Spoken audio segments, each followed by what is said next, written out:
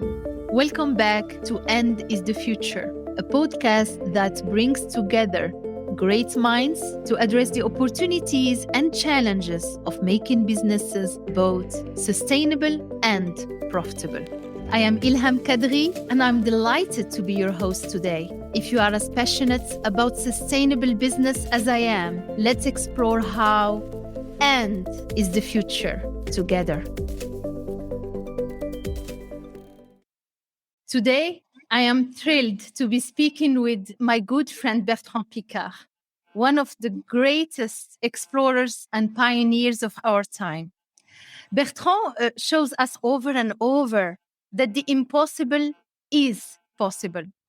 He made us dream by flying around the world, and we flew with him without burning a single drop of kerosene in a solar-powered plane. And I'm so proud that Solvay flew with him by providing 6,000 parts for his plane. And guess what? He made it around the world in just 23 days, faster than Jules Verne with his 80 days. Bertrand, thank you so much for being here today. Ilham, it's such a pleasure to be able to speak with you. I thought we could start with some rapid fire questions. Are you ready? I'm ready. Yes, always excited. For your holidays, Bertrand, beach or mountains? Both. Beach in summer for kitesurfing and mountain in winter for skiing. If you could travel back in time, Bertrand, and meet anyone, who would it be? I would like to meet all the big prophets of our time. Jesus Christ, Mohammed, Buddha, all these people who brought disruptive messages and changed the world each time they were living on earth. I think that would be fantastic to see the common value that they all brought, because usually we see all the differences and it makes wars for religions. I would like to see what makes them all together in the same essential message. Wow. I didn't expect that answer. It's no, inspiring. You asked me. Yeah. You asked me. No, it's fabulous. It makes me think, actually. You're right. Imagine now you are stuck on a desert island and can only take one book. What would it be? I wouldn't take a book. I would take music. I would take a music. I would take the music from Leonard Cohen. Because Leonard Cohen makes me fall into a trance of hypnosis each time I listen to him. And it makes me get more in relation with myself, with my inner self. The book, once you've read it 10 times, you know it by heart. But the music is always something that renews itself. Maybe you can take both, by the way. Well, what's your superpower, real or imagined? And what would be your soft power? My creativity, maybe the fact that I don't believe that something can be impossible. So I try. I'm not afraid to fail.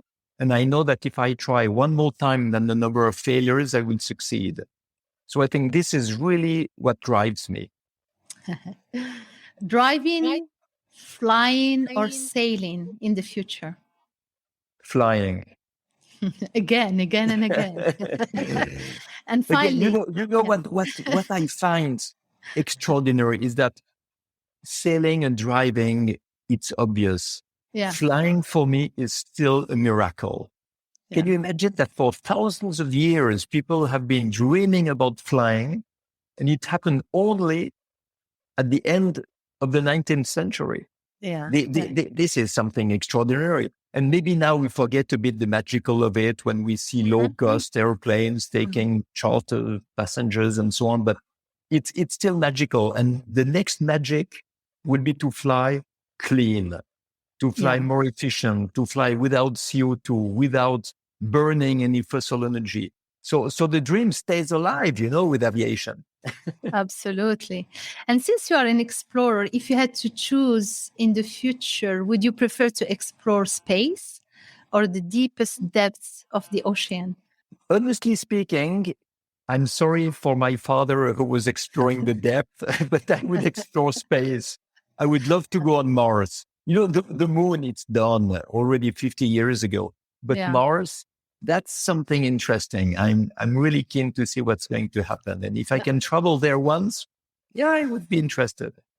Thank you. Thank you. That was great. And no, so for now, I mean, that was serious enough, but let's get to different seriousness of of our interaction. So you are really one of the great explorer of our time. I mean, each time I'm hearing your story, what you've done, the passion, I hear even people talking about that tour of the world at Solvay. Just amazing, it's inspiring, it's contagious positively. And I know it's literally in your DNA, as both your father, as you mentioned, and grandfather were famous explorers. So as I was wondering, was there a particular moment in your life, Bertrand, that really sparked this passion? Yes. Yes, it was in July 1969. And I remember very well the moment. Really? My father had started his drift mission with his submarine for 1 month, diving in the Gulf Stream. That's this current so important for the climatology of the Northern Hemisphere.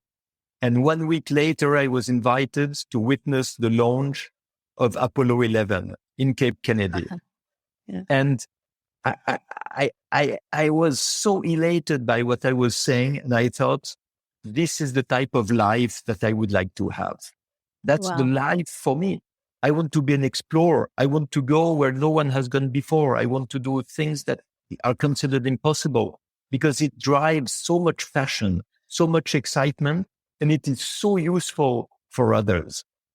And since that moment, I always chose all the options in my life where I had to say yes to explore something new or to do something new.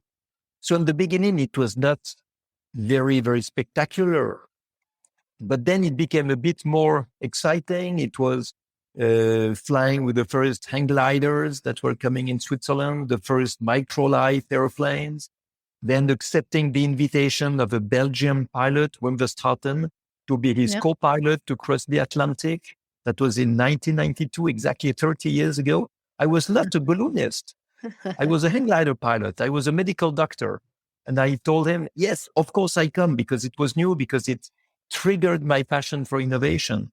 Wow. And then the flight around the world with a balloon, then the flight around the world with soaring pods. Each time I think I had the compass in my heart where the needle was showing the unknown instead of the north. It was showing what was still to be achieved and that nobody had done. So it's a state of mind that I have since my childhood. Yeah. And it's interesting to hear, how much we are shaped by our childhood. So the story of your grandfather, Auguste Piccard, is fascinating as well, Bertrand. And I think it's amazing that he attended, the conference, which was, for me, that picture was a role model for me as a picture, 1927 Solvay conferences, and can be seen in what's known now as the most intelligent picture ever taken, with Marie Curie, obviously, who was one of my role models, Albert Einstein, and all these great scientific minds of the time. I know he was, or I heard that he was an important role model for you. What did you learn from him? What do you remember from him? I remember a very nice and warm grandfather, because I was 4 years old when he passed away. So I did not remember any discussions with him. Yeah. I remember when I was on his laps, that he was taking me in his arms.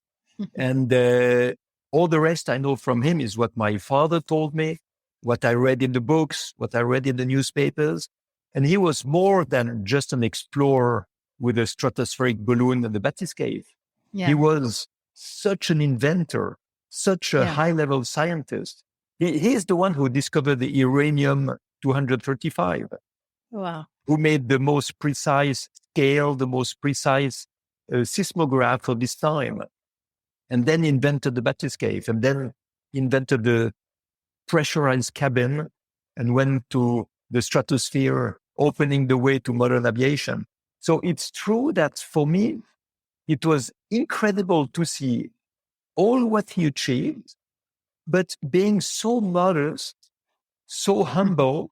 When someone asked him, but are you not afraid to go so high? He said, oh, no, not at all, because, statistically, nobody ever stayed there. They all come down once. and he was so funny. He had some sense of humor.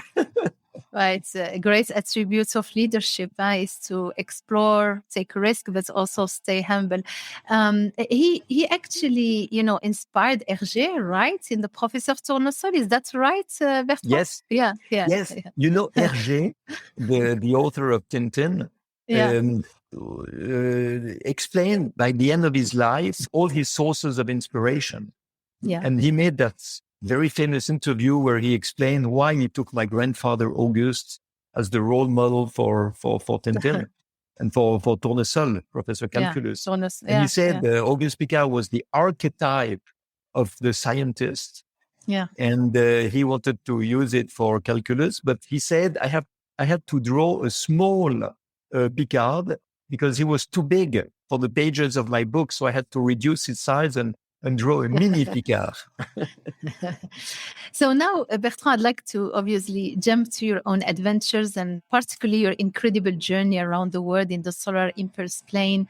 I know our listeners would love to hear about the flight, but first, let's start with the point when you came up with the idea. How did it start and what it took to make that idea reality? Because I've heard you and you told me how so many people told you, listen, it was impossible. And even those who followed you say it's impossible, but we're going to do it. So help us understand, when did it start and how you could make the impossible possible? Yes. I love to try something impossible because it attracts all the talents, all the skills people in the team. This is fantastic. If you announce a very easy project, you have dull people who come or lazy people who come and they say, oh, it's going to be easy. It's not challenging. But if you announce something impossible, all the people who want to solve problems, who want to bring solutions, who want to invent, they all come. And this is how you make the impossible possible. And this is what happened with Solar Impulse, a fantastic team. So, but of course, what you asked me is what was the trigger for it? And it was a moment in the Egyptian desert, just after the landing of the Breitling Orbiter 3 balloon. I had flown with Brian Jones, my friend from Great Britain, 20 days nonstop around the world in a balloon, 45,000 kilometers. And we started with 3.7 tons of liquid propane. And at the end, when we landed, there was 40 kilos left. Wow. And that's really the moment where you start to understand the value of energy and also how fragile it is to rely on fossil energy. Because fossil energy is not unlimited. You always have an end to it. And when the tank is empty, you stop or you fall down from the sky, or you have humankind in trouble, as we see now with the war in Russia. So this is the moment where I thought, okay, I made the longest flight ever in the history of aviation with propane. Now I will try to do it without fuel, completely clean, and have a solar-powered airplane that would be a demonstrator of how to achieve the impossible thanks to renewable energy and clean technologies. And this is really how the story started. It's fascinating. And I think the future and the present today just make you so right, as everybody now is talking about clean mobility, etc. But we'll come to that. And by the way, I've been stealing something I heard from you. You told me if everyone tells you that something is possible, that means that your dreams are not big enough. So I love that sentence. So it must have been such an incredible experience making that journey, Bertrand. And then you have a co-pilot, André Borschberg. Tell us more about what that was like for you, for your co-pilot. How did you go along with each others? How did you find each others? Help me understand how you build that team. It was very important for the success of this project to have the perfect relation between André Borschberg and I. And we were very different. He's an engineer and a jet fighter pilot. I'm a balloonist and a psychiatrist.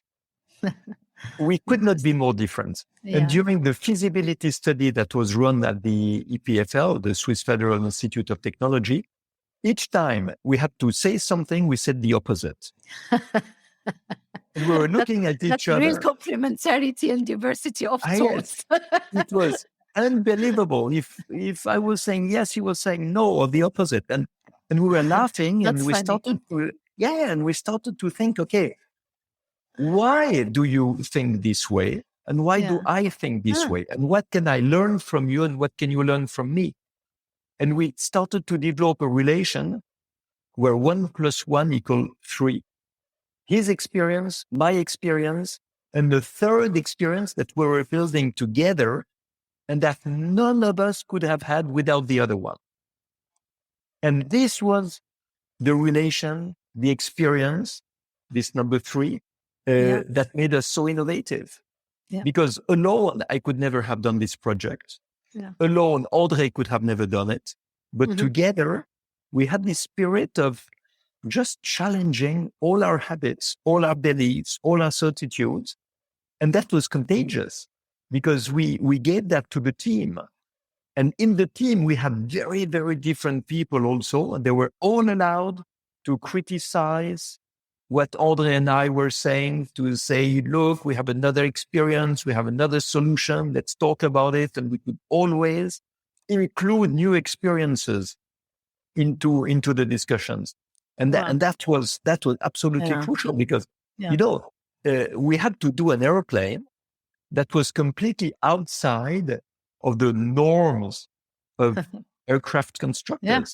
And this is why they told us it's impossible, because they showed us, look, if an airplane is small, it has to be light. If an airplane is big, it has to be heavy. And your airplane doesn't fit in the curve. Your airplane is big and light. So it's not possible. Wow. Can you imagine? They were so stubborn. Unbelievable. And we had to make an airplane that never existed before. The size of a jumbo jet, even bigger than a jumbo jet, and lighter than a family car. And the power to fly around the world was the power of a scooter. Wow. It's really amazing. And I'm sure you never stop, by the way, right, Bertrand? So to celebrate the anniversary of Solar Impulse Flight, you flew together with André in an electric airplane. What is the future of electric flight, in your opinion? When I was flying with André in the electric plane for the 5th anniversary of the flight around the world, what was really powerful in the message we gave was the fact that Solar Impulse was not just an experimental airplane for an adventure that had no future. It was the start, the beginning of a new way to think about flying and to be able to fly electric, to fly without noise, to fly without pollution is something that has to be taken seriously today. And when we speak of electric aviation, people have to understand that it's not only with batteries. It's not only with solar energy. It can be with hydrogen, for example, because the hydrogen can go into a fuel cell. And this electricity given by the fuel cell with the hydrogen is running an electric engine. And an electric engine is twice the efficiency of a thermal engine. Sometimes even 3 or 4 times if you compare with a car. But if you compare with a turbine, it's about twice more efficient. So you need less energy to fly the same trip. So electric aviation, I think, is something that really has a future. And you see a hybrid. So you talked about the hydrogen, you're right. Everybody now. Hydrogen, green hydrogen runs electric engines. And for instance, Airbus also recently had a plane taking off with cooking oil. You heard that, Bertrand, which shows the promise of another way of sustainable aviation fuel. So what you are telling us is there are different methods of emission-free flight, right? You see it as a hybrid, or you see one technology and one way winning against the others? It depends on the size of the airplane and the weight. I believe small airplanes to go on aero clubs for training pilots that will be with batteries, electric airplane with batteries. And maybe this will go to 10 or 20 passengers. Then I think for bigger planes, it won't be batteries. It will be sustainable aviation fuel or biofuel, or it can be electrofuel, or it can be hydrogen. Yeah. And these type of fuels can go to quite big airplanes. Yeah. Now, what I think, and let's imagine the future in a very disruptive way.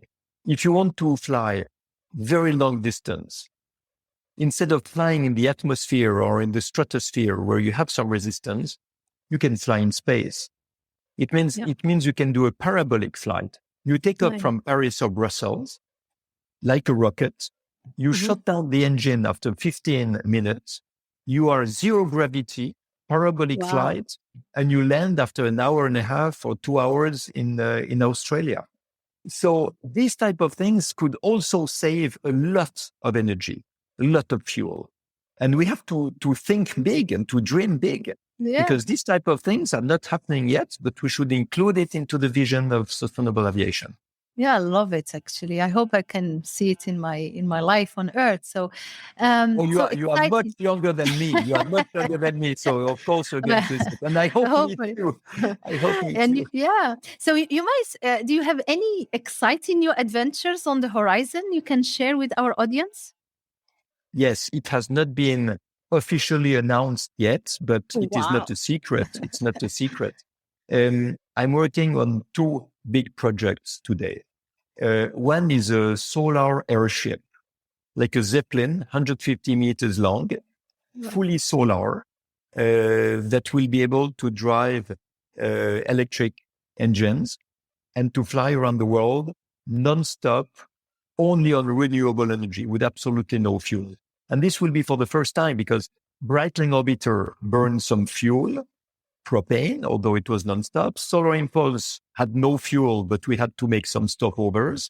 So the next step that is obvious is to fly non-stop around the world with zero emissions, just renewable energy. And that would be a fantastic journey to speak to schools, to universities, to governments, and promote all the solutions to protect the environment.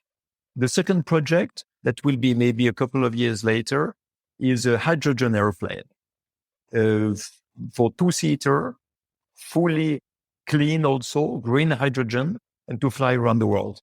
You will say, I always love to fly around the world, but it's true. I love to fly around the world because it's the ultimate flight you can do. You cannot do more and cannot do better. And if you want to prove the maturity of a new, clean and sustainable technology, I think it's the best way to do.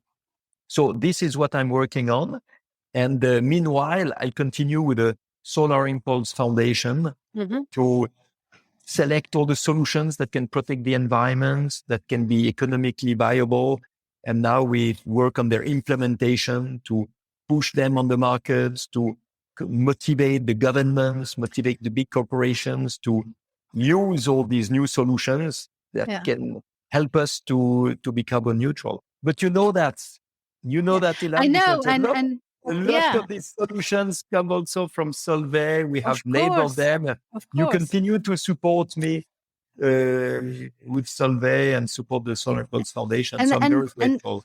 And frankly, you support us as well, because you are, this podcast is about the power of the and A&D. And I always said we can be sustainable and profitable, right? We can, we can do that. And that's exactly what you are doing with the Solar Impulse solutions. You put out a call for thousands. And I think by now you have over 1,500 or, something like that, right, Bertrand? Yes, 1,450. That's it. So... But tell us a good anecdote, maybe one innovative solution you've seen in the project far away from aviation, which stuck with you. One of the first solutions that we have selected is a startup in France who recovers the heat from the chimney of the factories to reuse that heat in the factory. And I like that example very much because it's obvious. It's not very high tech. It's just common sense. But since the beginning of the Industrial Revolution, people don't understand that it's not only smoke going out of the chimney, it's also heat that is lost. That means energy that is wasted and a higher energy bill at the end. So that's an example where you have profitability and sustainability. Yeah. Yeah. It's amazing. So the end, yeah. and A and D is so important because it has to be inclusive. Today in our world, we are splitting people apart far too much. You have the left and the right. You have the ecology and the industry. You have philanthropy and finance. Well, everything has to go together. We need to bring people together. Big corporations have solutions that will help the ecologists and the green parties to protect the environment, and it will create jobs, and it will increase the purchase power of the people. And if we don't federate people together, we will never have a success. So I love the title of your podcast. Yeah, and it's amazing what you are saying. You said it actually when you brought your team together, and you said we had diversity of thought, complementarity of competencies, and it was important for you to be inclusive. So that power of the end is important, and probably many people by now know that you are also a doctor, psychologist, but you are also a writer, writing many books. And I want to talk about your latest book, Réaliste, Soyons logiques autant qu'écologiques, or in English, let's be logical as well as ecological. And that's also, it's about the power of the end, right? That's even right there in the title, logical and ecological. And the book is really fantastic. And I love the way you talk about how saving our planet is not necessarily an exercise in self-flagellation, right? So can you tell our listeners more about the book? Why a book? Because I gave a lot of speeches, I gave a lot of interviews, but I also needed something that would be a reference that would include everything I believe and everything I want to transmit. And the book is something that stays longer than interviews or speeches. And I wanted in this book to show that everybody can find an advantage in the protection of the environment. The ecologists, the industrials, the financial people, the population, the political authorities. We all have an advantage. But if we only see our own advantage at the detriment of the others, we'll never succeed. But if we try to find the advantage of all of the actors, we will succeed. And everybody will be stronger than before. And, that's one of the big rules is that if you only look at your own interest, you will fail. If you look at the common interest, everybody will succeed. And I wanted to show that we can change the narrative of the protection of the environment. Until now, ecology was presented as something that was expensive, that was boring, that was threatening, reducing economical growth, mobility, comfort, and so on. And it creates a lot of resistance, a lot of opposition. But we can change the narrative and present ecology as something exciting, economically viable, bringing people together, creating jobs.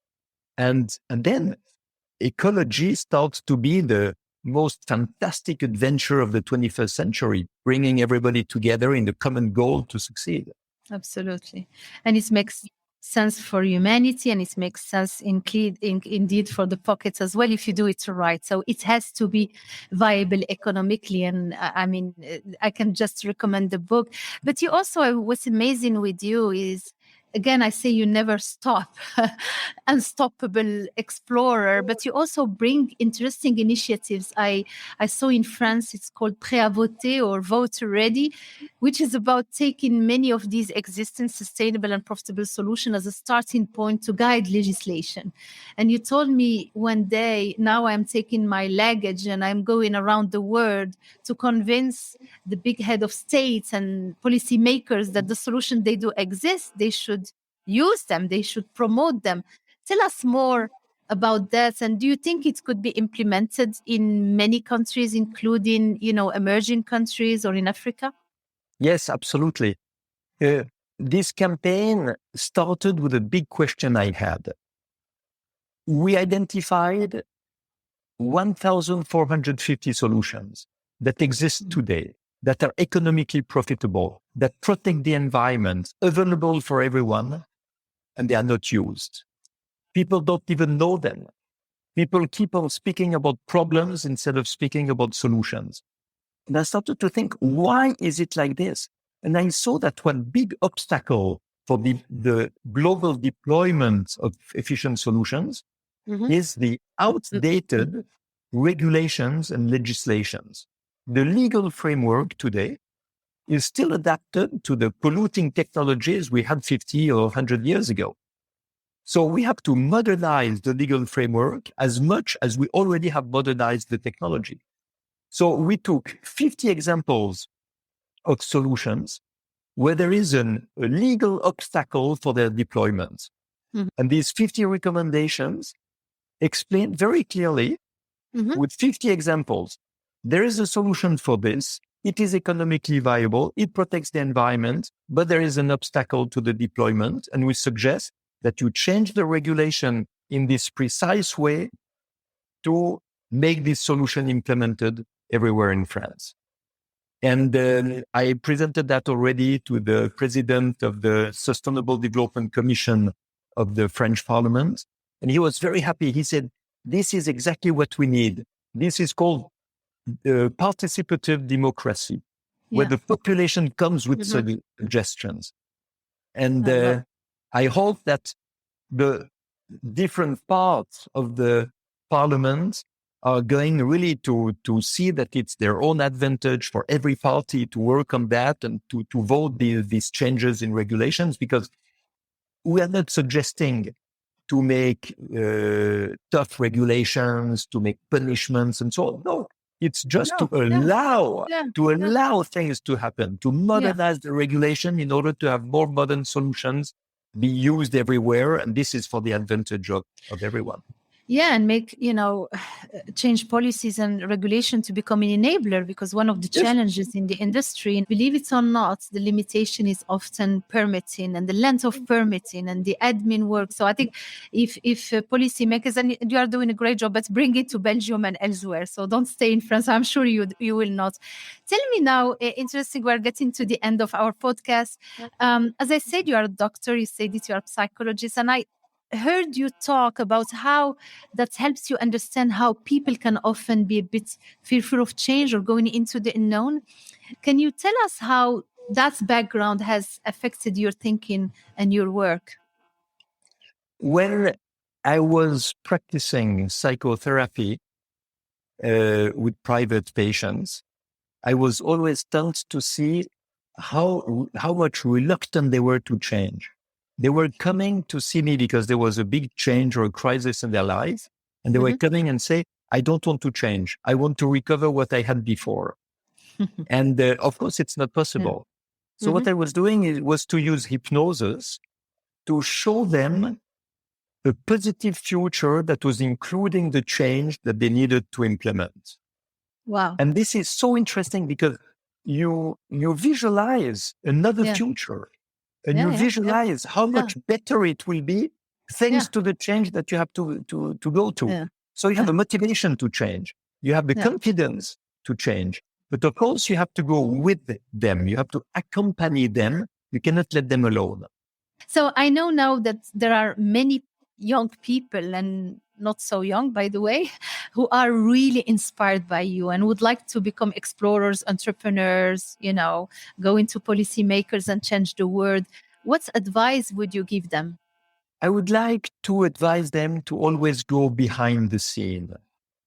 Always go beyond the official way of thinking, behind the politically correct, the statistically proven and reproducible, the scientific proofs.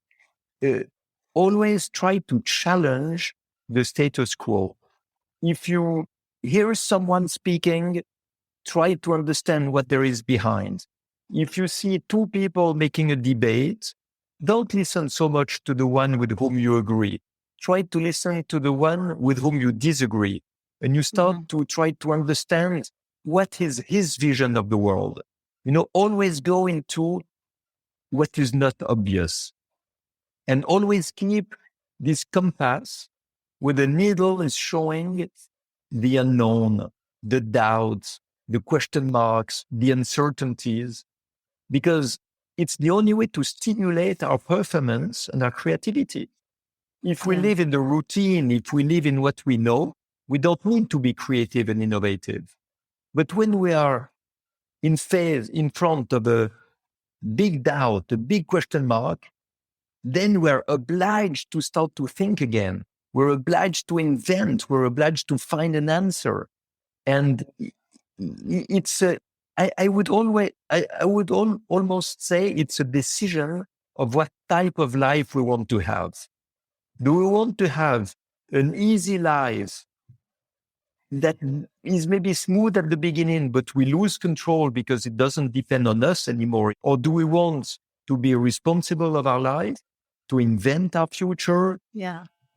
So own it, raise the bar, don't fear, go to the unknown. Science is about confronting the unknown, and, what is a reality today can be challenged tomorrow. So you invite us on doing more of this and owning it. So what's an inspiration? One last question, Bertrand, finishing with fun like I started. I know that you are an avid kite surfer, which looks so fun. Where do you kite surf, and what is like to be out there on the waves? My favorite place is in Dakhla, in southern Morocco. Yes. That's close to my home. This is my home. Absolutely. In the south of Morocco, there is a laguna with constant winds. And I go there almost each year, and I have friends there. And, it's a mix of flying and sailing, because you have your sail in the sky. So it's like a paraglider, but you are gliding on the water.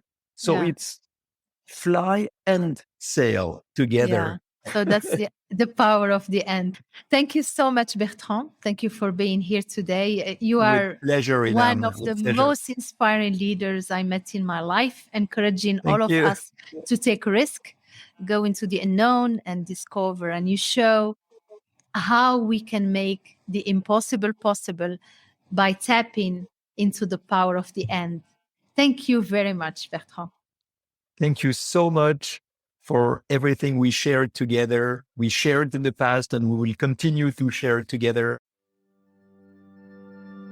Thank you so much for joining us today. For more information or to listen to other episodes, visit our website. And if you like these podcasts, don't forget to subscribe. Until next time, be safe.